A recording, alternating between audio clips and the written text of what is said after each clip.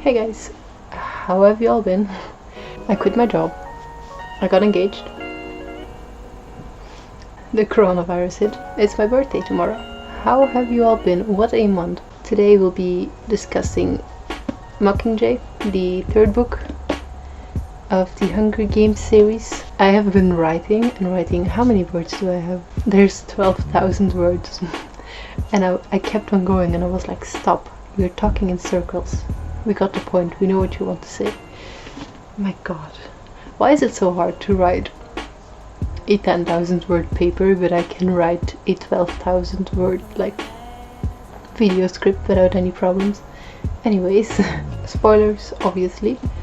In the last book, Katniss's home is destroyed, the entire District 12 is gone, District 13 does exist, the entire, this is so awkward, the entire rebellion has like kicked off. They want to overthrow the capital. Katniss is like in the middle of it, kinda on accident, kinda not really wanting to. She really is a pawn in this rebellion, and she will have to go with her plans in order to overthrow the capital. Spoiler alert, I really love this book. 5 out of 5 stars, really. It's different than the other two in the sense that it is more repulsive, it is more like introspective. It doesn't really have that young adult kinda... Well, it does really feel like a young adult, but it discusses other themes. I'll dive into what I'm trying to say later. I have a bunch of points, I don't know how many. I have 13 points. Honestly, I still feel like I have not said in this Word document that I made. I didn't say everything that I wanted to say, but it's gotten so long. Stop it. I hope this video is not too long. Anyways, let's jump into it. So the first thing I wanted to discuss is why this was like the least favorite book of the series. When you like Google any type of review, there will be as many bad reviews of this book as good, I feel. I get it. A lot of people expected this to be like the epic conclusion to Katniss's arc, but also to like the world. You expect her to become like this hero and this like larger than life heroine that will be praised. There will be this like big example for future generations, and instead we get a depressed, traumatized girl, someone who is more preoccupied by trying to overcome all the suffering that she has been through. I loved it. It's such a ballsy move to go into that direction instead of just building and getting bigger. I also think that the element of the Hunger Games, like watching Katniss trying to survive in the wild, and there was a really exciting part that we didn't really get to see anymore. Also the love triangle, let's be real. I'll talk about it more soon, but when I read this book for the first time as a preteen, it felt kinda... Hello? It felt kinda empty and rushed. I still kind of feel that way. I said in my previous videos that sometimes the pace is very quick, and this book was no exception. But like I said, I find it way more realistic to see a teenager not be able to have all this political turmoil resting on her shoulders and having to carry all the burden of being responsible for something that she doesn't really want to be a part of. I loved seeing something like this in a book. People wanted to see Katniss getting over herself and picking herself up and getting ready to fight, but it didn't happen. There was nothing left in her that was ready to fight. It was so ballsy. I really liked the direction that we went for. Some imperfections though. The romance, the writing sometimes was kind of choppy. There also was like a lot of gore rather than like suspense. Why I kind of forgive these things is because I feel like that was not the focus of the book at all. It wasn't as plot driven as the two previous books. It was more, yeah, introspective and about feelings and overcoming these feelings. So there is this scene where this cat lady, whose name I forgot, lets the rebel team sleep in her basement. And Katniss pretends to be asleep so she can overhear Peeta and Gale talk about dating her. And the entire thing is so unrealistic. That scene is my main point of contempt. I really didn't like it. Like, both of them say that Katniss can choose who she wants to date and they will be fine with her choice, and her feelings are more important than their feelings, and they will be perfectly happy with whatever choice she makes, even though she has been romantic with both of them. She has been kind of leading them on. I mean, in a realistic setting, they will both realize that Katniss has been leading them on, and they will like have self-respect and decide that they are better than this, and they should pursue someone who respects their feelings, maybe, instead of being toyed around. I thought it was just so unnecessary. Like, there is so much going on anyways. So many, like, you know, for example, when District 13 was getting bombed and she wanted to make sure her family was safe, or when she went into the capital with the team. You don't need, there was no need for an extra romance, let alone a love triangle. And while it was like, I guess, in like the first book and like slightly annoying in the second one, it was so unnecessary in the third book. Like, why? And then we also had a memory wipe trope plot point with Peeta. So I find it so weird that they would combine that plot with also a love triangle, by the way. Like, I think I said this in my previous video, I don't know. But just imagine that Gale was like a really good friend. I would have loved to read about it, just like genuine intense friendships. Like, for example, his idea of like having something explode, for example, and then all the people gather around it, and then there is a second bigger explosion, and Katniss is against that, and then it happens eventually, which is why Prim got killed. Like, that would be so cool to see that being resolved in a friendship setting, rather than Gale as a possible significant other until he goes away to District whatever. Friendship is underrepresented in this book. Then about the end I will have like a separate section about that, but she chooses Peeta because he stuck with her and Gale left, and I actually kinda liked it, to be honest. I think it was very in character for Katniss, but just imagine that Gale left her as her childhood best friend instead of one of the two possible love interests. Oh, one's away, oh look, the other one stays, we can have him. Like, a plot point where her best friend leaves. I would love to read about that. Some people have said that they wanted Katniss to end up alone or be single, which I understand.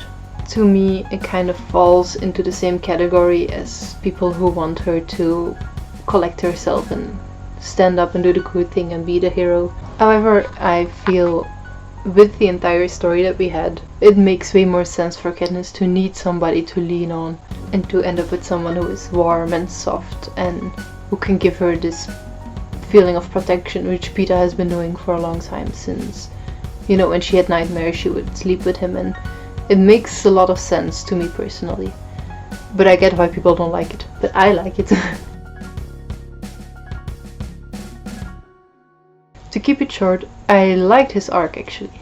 So mental struggles is a theme in this book, and I liked the mental struggles he had to go through. Getting your memory wiped, getting brainwashed, believing all this false information about people that you used to love, and then learning to trust them again is interesting. I think so. It's no secret that I have been a fan of Peeta from the start. I like him. I think he's patient, he's understanding, he's strong, he's warm, he cares deeply. I really like him. I liked his plot. What do you guys think? Next thing I want to talk about is action, or the lack thereof. I'm gonna be maybe kind of annoyingly deep, but oftentimes when something happens, Katniss ends up unconscious, or she ends up in the hospital, or we don't see what happens and it gets told to us afterwards, which is not as fun to read about compared to being there and, you know, feeling all the action happening. It does give this superficial vibe to the book. This is where I'll be like kind of personal. Obviously Katniss has at least PTSD, maybe also a slight depression. I'm not gonna like give characters in a book, like I'm not gonna diagnose their mental state. To be honest, the fact that she only like experienced the things around her in a very superficial level from a distance kind of hit home. I could understand that feeling. I don't know if it was intentional to have Katniss be basically almost absent from the most exciting action parts. I could be there, but mentally it felt like I was being told about the events later. It was all like as if I wasn't in the moment. So it felt kind of relatable for Katniss to not be there in the moment as well. I don't know if I'm making sense. My point being, oftentimes she wasn't there physically when things happened, and I wonder if it was written to be in line with her mental state. For example, like instead of being really there in the action, she was shooting fake promos where she, you know, got all the makeup on to pretend she was in a battle, but she wasn't. She wasn't being her authentic self. And I kind of see the irony of this, because the entire team of who want Katniss as the Mockingjay, they let her do a bunch of stuff, but then when she does something because she is feeling something, like when she sang the Hanging Tree song, that's what people wanted from her, like, but they don't give her any space to let her just be herself. Instead, she had to do what people were telling her to do. I don't know if I'm really making sense. I mean, I feel, and this is just my opinion, that the actions that Katniss did and what was happening around her was very in line with her mental state. She really mentally wasn't there in the action, and she physically wasn't as well. And she barely had any space to be authentic. Instead, she constantly had to be this image that people wanted her to be. Does that make sense? Next point. So there were a lot of deaths in this book, some more impactful than others. To me, the most prominent death was not Prim, but Finnick. Like, this also kind of pissed me off actually. Like, so his entire arc where he saves his beloved and he gets married, and then he kind of drops this like pretty boy act, and then he dies. Fine, I can forgive the book for not showing us how much Katniss cared, because she was kind of preoccupied with other things in her head, but as a reader I found it sad, disappointing that we didn't get this moment to mourn for a little longer. Like, instead his death kind of felt like something that happens to show us that this is war and this is real and people die. And he dies because the world is hard and we move on. I don't know, we don't get a moment to catch our breath. I don't really know how to word it. Just in regards to characters dying as well, I don't really know how to feel, because I didn't like it, which is good. You don't want, it's good when as a reader you don't want your characters to die, but I also after a while felt kind of closed off. I think the deaths sometimes felt inconsequential, which makes me not feel anything when they die, really. Prim's death is kind of more complicated in my opinion. Like, it really brings home the point about how unnecessarily painful war is, and it defeats Katniss's entire purpose in the first book in the grand scheme of things. When you think back about the entire trilogy, Prim's death feels really like a punch in the face. But in the moment I didn't feel anything. Katniss was also so closed off. Like, we still see the things through her eyes, and we have that scene where she feels like she's floating and all that, but I just stopped caring, because she, in a way, she wasn't open with us even though we were inside her head. I don't know if I'm making sense. There was nothing she felt for me to latch on to. Pace wise, I remember when I was like halfway through the book and I thought Prim's death was much earlier, like it's almost in the end of the book, but after she dies so much happens. There's this meeting where they decide to have one more Hunger Games with the children of the capital. There is Katniss who meets President Snow, then she kills Coin. Then there's a trial where they decide to eventually let Katniss go. And a bunch of stuff happens, and then there's the epilogue in just a tiny, tiny amount of pages. It's a shame. I feel like, in a sense, Susan Collins was rushed. I remember when I first read it as a preteen, I thought, while reading it, like, I wonder if the publishers gave her a deadline and it's a very tight one and she has trouble making it, so she's like rushing as hell. And when I reread it, I still think that way. And on top of that, there's a bunch of mass murders, by the way, like District 12, the workers in District 2, children. Weirdly enough, these deaths, I don't want to say they impacted me more, but they punched me in the heart more, you know, because they're usually very gruesome and very warlike, and just showing me that world really got to me. Oh boy, where to start? I wrote so much, so I'm just going to try to condense it, because this is in the first book she was like strong, fierce, funny and clever. In this book she was none of those things. She was broken and emotional, and she was like a shell of her former self. Like I said, I get why people don't like it. I don't like the way she has become, but I like that Collins dared to show us that. I actually really sympathize with her. Given everything she's been through, it only seemed logical for me that this was the conclusion. There's nobody she can fall back on or help her with her mental state. Like, there's no one who knows how to deal with it. So let's imagine that Katniss really did like reawaken and became the strong heroine. What was needed was somebody else to kick her under her butt, but nobody had the time or space themselves, it seemed. I think I would have liked to see, for example, Gale or Finnick, to give her that spark to be herself again. Imagine then like the entire Gale plot that I said as a friendship.